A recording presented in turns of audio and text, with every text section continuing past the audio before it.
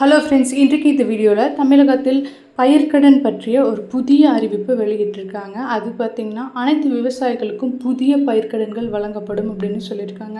இது யார் யாருக்கெல்லாம் கிடைக்கும், எங்கே போய் அப்ளை பண்ணணும், டாக்குமெண்ட்ஸ்ன்னு அதை பற்றி ஃபுல் டீட்டெயிலாக இந்த வீடியோவில் பார்க்கலாம்.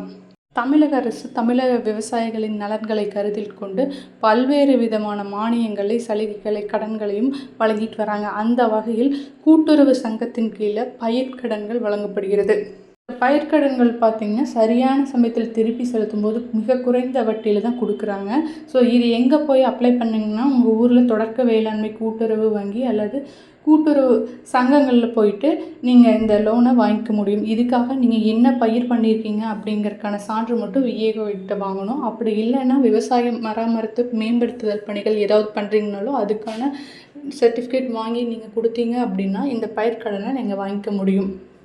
இதுக்கு என்னென்ன டாக்குமெண்ட்ஸ் வேணும் அப்படின்னு பார்த்தீங்கன்னா, உங்களோட பட்டா, சிட்டாவோட ஜெராக்ஸு, ப்ளஸ் உங்களோட ஆதார் கார்டு, ரேஷன் கார்டு போன்ற ஆவணங்கள் மற்றும் உங்களோட ஃபோட்டோ இதெல்லாம் இருந்தால் போதும். இதை வச்சு அப்ளை பண்ணிக்க முடியும். இதில் முக்கியமான விஷயம் என்னென்னா, நீங்கள் அப்ளை பண்ண அன்றே அந்த பயிர்க்கடனை வழங்குவாங்க அப்படின்னு சொல்லியிருக்காங்க.